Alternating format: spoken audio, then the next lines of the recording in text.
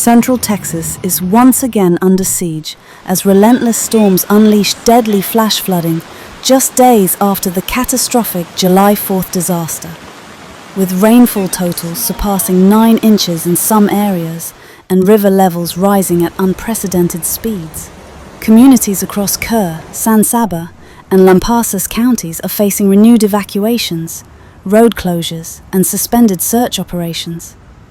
So far, 132 people have been confirmed dead, and over 170 remain missing from the Independence Day floods. Now, worsening conditions threaten to derail critical recovery efforts.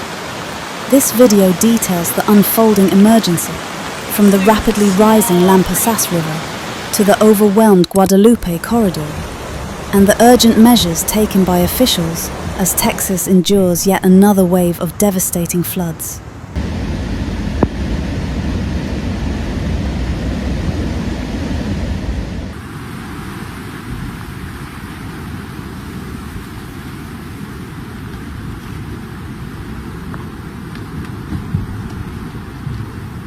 We are stuck here. There's no way to get out.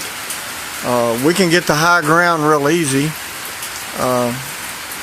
but there's no way to get out of the camp because the roads are washed out.